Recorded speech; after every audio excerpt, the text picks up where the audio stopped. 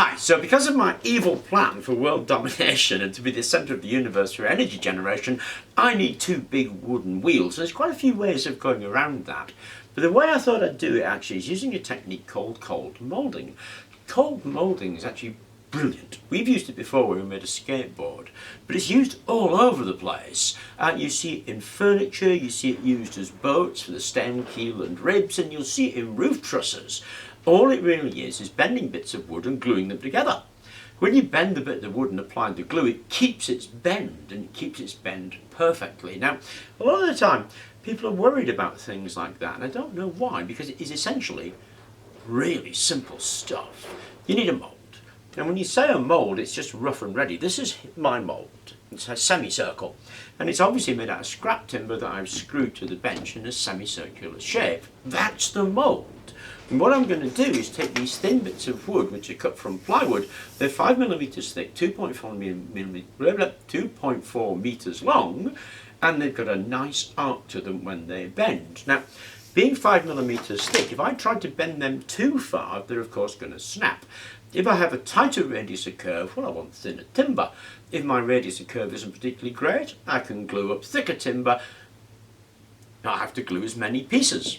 But I've chosen 5mm, and I have 7 strakes to go around that bend to make my semicircle. Then I put 2 semicircles together. That'll make my wheel. Like I say, cold moulding, super simple. Depends quite a lot on the glue. There's a lot of choices with the glue. I mean, one thing you can use is this stuff, which to be honest is spectacular, but difficult to apply. So the Gorilla Glue, the wood glue, is easier to apply, but not as tough as this stuff here. And the stuff I'm going to use is this, Cascamite. Cascamite is almost universally the boat builder's glue. It's weatherproof, it's gap filling, easy to use and relatively cheap, because this is quite expensive actually, you use a lot of it. You mix up your Cascamite. With Cascamite you only need to paint one side of the wood. With this stuff it's better to do both sides. With this stuff you do one side. Paint your one side of the wood with Cascamite and then bend it around your former. So we just put that around the former and bend it. When we bend it we need to hold it against the former, and again there's options. You can use clamps if you happen to have a million of them. You can use a luggage strap. Because we're going to be screwing into this, equally, we could just screw them down onto each other. 6 hours later you can take them off and it's done. So cold moulding, really simple technique, really useful for doing a ton of things, and that's exactly what we're going to do now. So let's mix up some Cascamite. Okay, you got about an hour's working time with this stuff, which is quite a lot really, so you don't have to be too anal about it. But basically brush it on and lay it against your former. Now your mould, obviously you don't want you sticking wood to it. You have to do something to protect it. I've seen lots of people using lumps of plastic, which to be honest is really irritating because the plastic gets in the way. So I actually oil it. I just put some oil on there. Now on something like this where there's going to be no finish on it particularly, to be honest, it doesn't really matter. Equally fixing it down, you can use screws, sashes, clamps, whatever it is you've got. Again, it's going to depend on your finish. So if you're going to have a fine bit of furniture, you probably don't want a whole lot of screws in there. If you're going to have a wheel like me, a few screws doesn't matter.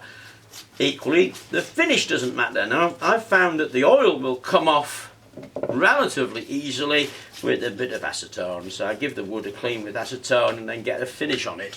But it does stop it sticking to your mould, and you do need something that's going to stop it doing that, otherwise you'll be chiselling the mould off from your formed bit of wood from now until doomsday. So just cut one side, lay the other bit on top, and continue that process until you've got all of the bits done, because the drying time means this has got slip. It is going to slip when we try and get it on the mould, so you again don't need to be too anal about it. It's all glued up into the former. Now, lots of people have lots of different ways of doing this, and it can be a bit of a pain. So I've marked halfway and knock it down to make sure everything is nice. We can put a clamp on here to start with, or a whole row of screws. Okay, to get this going, I put a couple of clamps on it, and that allowed me to hook this luggage strap around it. So we can take the clamps off now, tighten up the luggage strap, And that should pull everything nice and tight in that bowl. You might want to go around as well with a mallet to make sure everything's nice and level. Then all we do is leave it to dry. So when it's dried and you get it out the mould, that's what you get. You get basically a bit of plywood formed to whatever shape you want. Now, I need to make another 11 of these for the thing that I'm making, but cold forming is a super simple technique that can do an amazing amount of work. And if you look into it, then you're going to be able to build all kinds of things very simply. Anyway, I thought I would share that technique with you. I hope it was of interest. Thank you very much for watching, and please remember to like and subscribe.